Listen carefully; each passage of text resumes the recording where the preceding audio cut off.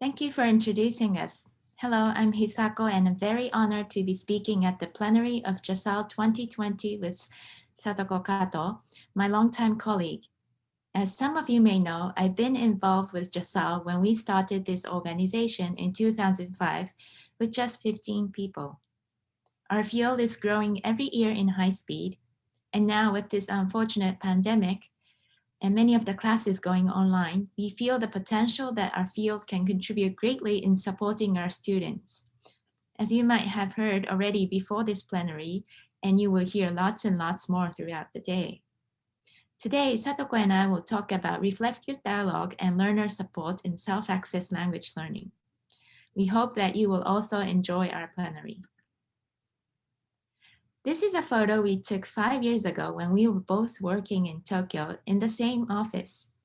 Satoko and I was both hardcore full-time learning advisor for 10 years by this time. We shared the same office for 9 years, and we developed our English learning planner and advisor training program. We flew and rode bullet trains to do advising training, trying to spread the circle of educators that advising is something that's really important in language education.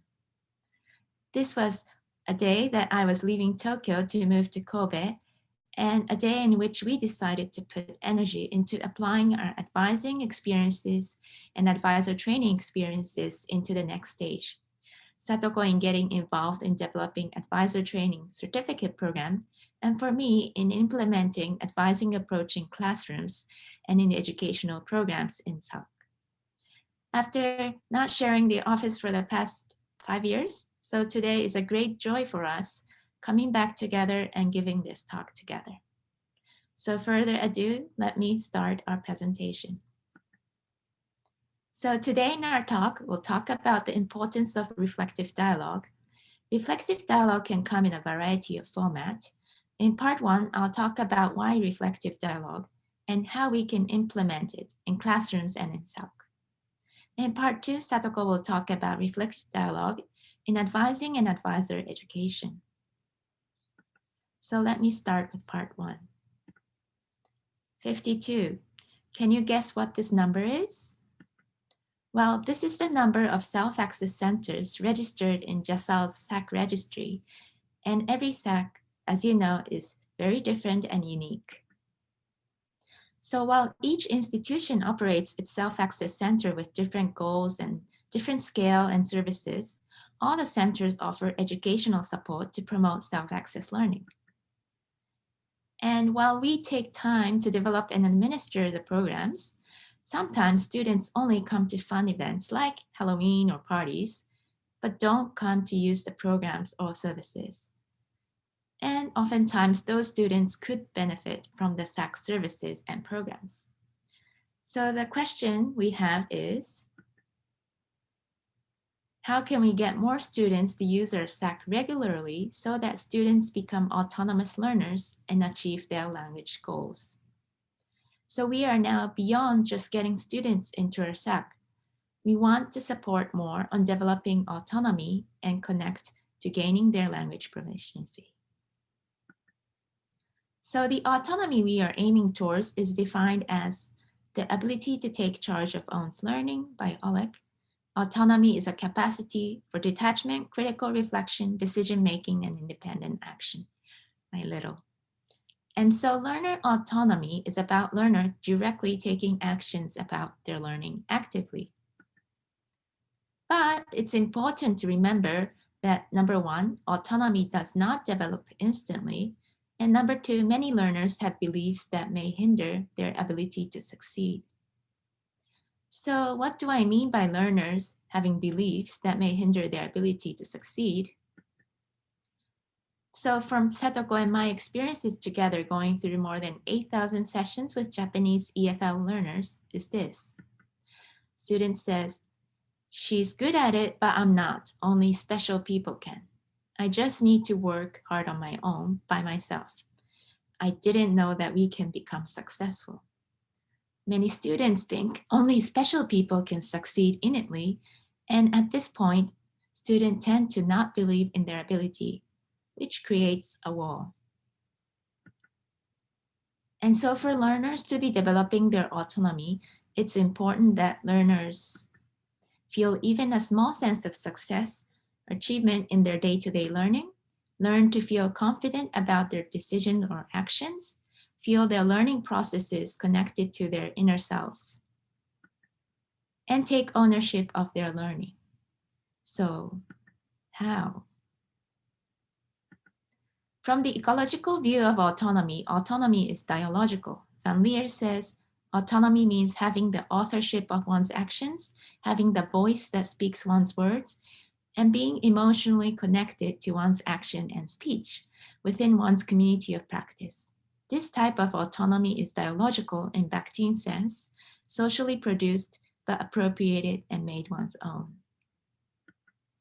So the key word in developing autonomy is dialogue, and it's not just any, but reflective dialogue is what we want to carry out with our learners. Here are the factors that influence learners' learning, like personality, peer pressure. And successful learners are able to establish a healthy relationship with these surrounding elements with motivation, fluctuation, time, and their own expectation of themselves, for example. And so through a series of regular reflective dialogues, usually with an advisor, learners will be able to develop healthy relationship and develop as autonomous learners. In their reflective dialogues with advisor and sessions, learners project their voice, self, emotions, and authorship, reflect on their learning process, and reevaluate their assumption, existing values, beliefs, ways of learning, which can lead to transformative learning. And so we need to provide a variety of opportunities for students to engage in reflective dialogues. So what are the venues that we could provide opportunities for our students to engage in reflective dialogues? One is in classroom through classroom activity, pedagogically scaffolded peer reflective dialogue.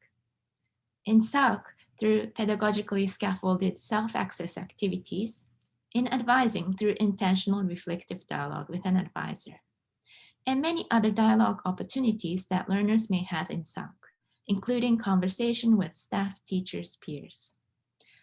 So now let's look at how we can create opportunities in these situations. I will share what I've been doing with class and SAC, and Satoko will talk about how she does in advising sessions. So let's look at how reflective dialogue can happen in classroom. In fact, we have rich resources in classroom, and that is their peers. In in-class peer reflective dialogues, yes, students themselves function as rich resources. Although students are not trained like learning advisors are, regular peer reflective dialogue has brought about interesting results. Here is a semester-long project activity that I designed and having been doing for the past 4 years. So in this activity, students set weekly goals based on their bigger goals. And every week they use 20 minutes of class time and students report how each did the past week. And the pairs talk through the issue freely and try to find a better solution together. Here is the actual peer reflective dialogue that emerged in this classroom activity. Here, two students are talking. Actually, student A and B are very different in terms of interests and how they spend time outside of class. This is week 3, and currently they both are not so successful with their self-study. One with vocabulary study and another with learning English through movies. So they are talking about making a to-do list. So student B said, but can I really do that every day? Because I'm so busy, I'm home only for a few hours. Do you know there's a reminder function on smartphone? Wow, didn't know. I think you can edit colors. Wow, that's cool, but I always get so into making nice color coding. I think I'll focus more on color coding than actually doing what I actually need to. It happened just recently, color coding my calendar. Well, student B started reflecting back on her previous experiment with experience with color coding her calendar. So this is their peer reflective dialogue the following week in week 4. Both students put into action what they said they will during the week. And here they came back the following week, week 4, updating each other's situation on making a to-do list. I tried using smartphone, but it took time, like I was making it fancy. So I quit making to-do lists on the first day. I see. For me, making lists takes time. For time reasons, I can't go through their entire peer dialogues in terms of making to-do lists. Each student found ways that matches their styles. Student A said, I need to write it down because I forget things easily, but I don't want to specify when I should do because I can get into panic. Student B said, I need to use something simple. I don't want to color code and make it fancy because all my attention will go towards decorating and not studies. For student A, the importance of writing down, not specifying too much. And for student B, don't want to color code. All of these statements came as a result of their actual trialing and the following peer reflective dialogues. So through peer reflective dialogues, learners found ways that matches their styles, and they were confident saying, we are different and it's okay, we respect. So what occurred in the series of peer reflective dialogues is that affordance emerged. Affordances I define here as opportunities to reflect on their learning process and their surrounding environment. By setting up a classroom activity where learners have the opportunity to project one's voice, self, emotions, and authorship, peer reflective dialogues facilitate ripple effect of affordances, where affordances become affordances, and create many opportunities for students to reflect on their learning and learning experiences. This phenomenon has been described by Van Leer. The affordance fuels perception and activity and brings about meanings, further affordances and signs, and further higher level activity, as well as more differentiated perception. So each other's utterances facilitated reflections on their learning process, and every time more suitable ways of studying and motivating. So next, let's look at how we can provide opportunities for reflective dialogues in SALC. Now let's look at what kind of learners we want to target. So as you know, there are students who come to SALC with various interests, motivation, seriousness, and goal. Some people really want to use the services and facility to improve their language skills. The other students may not be serious, but they enjoy looking at books or perhaps just meet friends in SALC and use SALC more as a social place. Students who come with a purpose will have opportunities to engage in reflective dialogues, in advising sessions, writing support sessions, or English conversation sessions, in addition to various things in SALC. On the other hand, getting students involved in reflective dialogue may be difficult for students who come to SALC without a purpose. But still, I want to do something that any students in the SALC, just by standing there, can participate, and that is the use of displays. So here are my attempts to involve students who are not regular users, who come to SALC with less of a purpose. One is time management strategy display, and the other is my motivation display. Let's look closer at my motivation display. Here, I ask students to write, number 1, what makes your motivation goes down? And number 2, how do you raise your motivation? So this student said, my motivation goes down when I worked hard, but still when I can't get good results. My special strategy to raise my motivation is I think that being depressed has no meaning, so I'll just laugh and smile. This student said, my motivation goes down when my mother tells me to study. To raise my motivation, I listen to music to change my mind. Okay, so we have all of these individual motivations cards up on the wall. Here's the motivation card written by a student which said, "Mom says to study."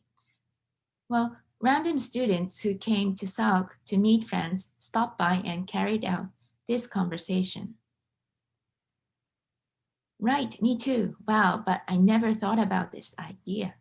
Right, I listen to music, but I never use for raising my motivation.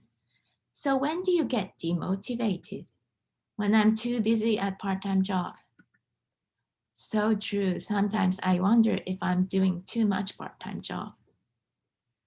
They were initially learning from the display, but then moved on to reflect and apply to their own situation and own learning process. And here are the comments from students through a survey that I did to all the students in our department. So I was very relieved to know that other students also have times like these. I don't think about ways to recover my motivation, so I want to be aware. It's so cute. I will come back and check this out again. Some of them actually started a dialogue like this. So the motivation card created by one of the students afforded other learners to engage in dialogue, and through the dialogue, they voiced their thoughts and emotions on their learning. So one learner's affordance spill over beyond the classroom and become affordances for the wider community, thereby creating ripple effect of affordances. And so let's come back to the question we started with. So how can we get more students to use our SAC regularly so that students become autonomous learners and achieve their language goals? So what I like to suggest is that, one, it's important that we create opportunities for reflective dialogues in SALC, classroom, and advising. And build connection with learners' inner selves. And this in-depth experience in SALC will bring learners as regular users. Thank you. So now I'd like to pass the baton to Satoko in Tokyo. She will talk about how we can create opportunities for learners to engage in reflective dialogues, in advising sessions and in advisor training. Thank you.